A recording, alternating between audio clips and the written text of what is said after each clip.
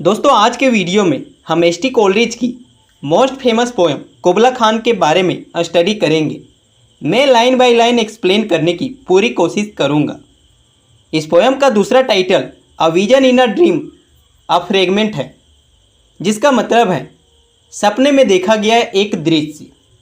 दोस्तों इस पोएम को लिखने के पहले कोलरिज ने ओपियम ड्रग लिया था, जिनमें वे एक ड्रीम देखते हैं एंड उठने के बाद वे ये पोएम को कंपोज करना शुरू कर देते हैं। बट किसी पर्सन के आने के बाद वह इस ड्रीम को भूल जाते हैं एंड यह पोएम हमें फ्रेगमेंट के रूप में मिलता है, मतलब कि टुकड़ों में बटा हुआ है। यह ना ही कंप्लीटेड है, ना ही इसका स्टार्टिंग या एंडिंग पॉइंट है, बट फिर भी यह कोलरिज की मास्टरपीस कंसीडर किया जाता है। In Xanadu did Kubla Khan a stately pleasure dome decree where Alf the sacred river ran through caverns measureless to men। जनाडू नाम के क्षेत्र में एक मंगोल शासक कुबला खान रहा करता था, जिसका एक बहुत ही सुंदर गुंबद महल हुआ करता था। इस महल के नज़दीक से ही एल्फ नाम की पवित्र नदी भी बहती थी।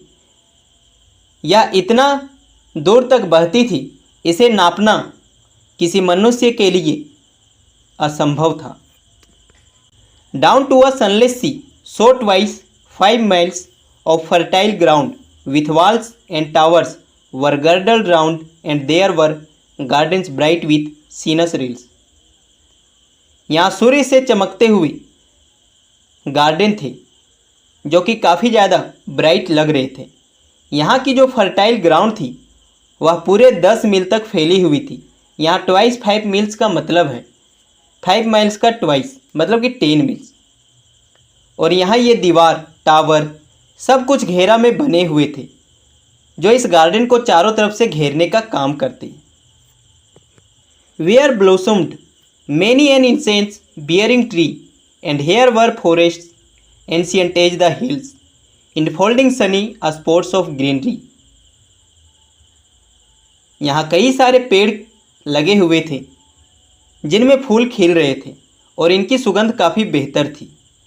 यहाँ वैसे जंगल भी थे जो कि उतने ज़्यादा पुराने थे जितनी कि ये घाटियाँ, लेकिन सब में एक चीज़ कॉमन थी। यहाँ सूर्य का प्रकाश चारों ओर फैला हुआ था और हमें हरियाली भी देखने को मिलती है। But oh that deep romantic chasm which slanted down the green hill ओथवाटा cedarn cover A savage place as holy and enchanted as ever beneath a waning moon was haunted। लेकिन ओह, ये काफ़ी गहराई वाला रोमांटिक दृश्य था जो कि हरे भरे घाटियों को घेरने का काम करता है। यह एक काफ़ी शांत, सुखदाई, पवित्र और मंत्रमुग्ध कर देने वाला क्षेत्र था। ऐसा लग रहा था यहाँ चांद ने अपनी चांदनी को छोड़ दिया है। By women wailing for her demon lover, and from this chest with ceaseless turmoil seething, as if this earth in fast thick pains were breathing, a mighty fountain momently was forced। यही एक महिला भी थी जो अपने daemon lover राक्षसी प्रेमी के लिए गा रही थी, और यह काफ़ी ज़्यादा टेरिफाइंग करने वाला भी था। ऐसा लग रहा था कि इस अर्थ पर कोई मोटा चौड़ा चीज़ सांस ले रहा हो, और एक माइटी फाउंटेन, ये जो फवारे होते हैं जल के, वो फोर्स कर रहा हो।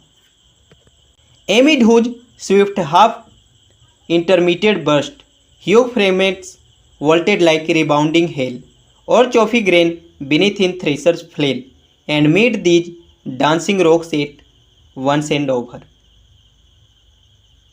यहाँ ये पानी के फवारे इस तरह से बह रहे थे मानो कि जैसे अनाज से थ्रेसर को, मतलब कि धान या गेहूं से, उसकी डंडियों को अलग किया जाता है, उसके बाद भी सभी पहाड़ पर जाकर नाचना शुरू कर देते हैं। यह एक बार नहीं कई बार हो चुका है। It flung up momently the sacred river 5 miles meandering with a mazy motion through wood and dale the sacred river ran then reached the caverns measureless to main.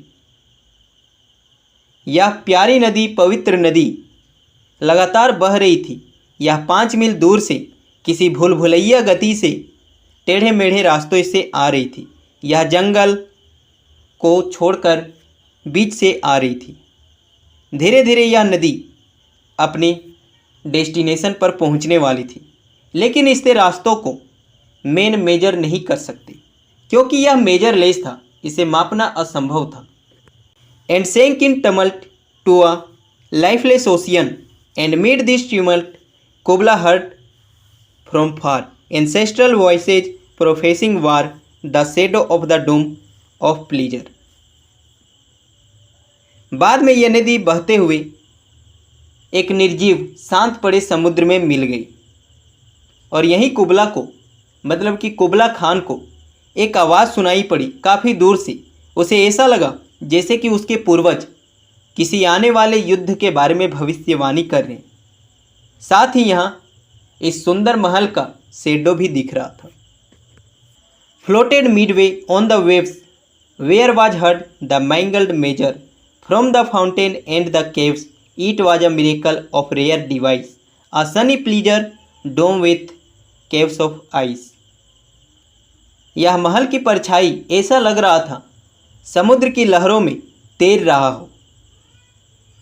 इसे जिसने भी सुना वह काफ़ी ज़्यादा आनंदित, साथ ही काफ़ी ज़्यादा टेरिफाइंग भी फील कर रहा होगा, क्योंकि जैसा कि यहाँ कुबला खान के एंसेस्टर्स ने भविष्यवाणी किया था युद्ध होने वाला है। यहाँ फव्वारे और ये गुफा के आवाज़ें काफ़ी ज़्यादा मिरेकल क्रिएट कर रहे थे। ऐसा लग रहा था यह दुर्लभ डिवाइसों से बना हुआ है, लेकिन फिर भी यह शानदार महल चमक रहा था, ब्राइट लग रहा था। ऐसा लग रहा था यह बर्फ़ की गुफाओं से बना हुआ है, ढका हुआ है। A damsel with a dulcimer in a vision once I saw, it was an Abyssinian maid and on dulcimer she played. मैंने सपने में एक डेमसल, मतलब कि सुंदर युवती को अपना डल्साइमर बजाते हुए देखा। यह एक एब्सिनियन मेड थी, मतलब कि यहाँ ये राइटर इसे एब्सिनिया की रहने वाली बताते हैं। वह अपनी डल्साइमर लगातार बजा रही थी। Singing of Mount Abora could I revive within me, her symphony and song to such a deep delight would win me. वह माउंट अबोरा की गाना गा रही थी। क्या मैं उसे फिर से सुन पाऊंगा? उसका ये गाना और मन को मोह लेने वाला दृश्य काफ़ी गहराई तक मेरे अंदर कुछ क्रिएट करता है। That with music loud and long I would build that dome in air, that sunny dome, those caves of ice, and all who heard should see them there। Poet कहते हैं, जैसा कि मैंने इस ड्रीम में देखा है, मैं खुद ही अपने लिए एक ऐसा प्यारा महल बनाऊंगा जो कि बर्फ़ की गुफाओं से ढका होगा, क्योंकि मैंने यह म्यूजिक सुन लिया है और मेरे अंदर शक्ति आ चुकी है। मैं उन सभी को दिखाऊंगा आखिर मैंने सपने में क्या देखा था। ऐसा महल बनाकर सभी के सामने क्रिएट करूंगा।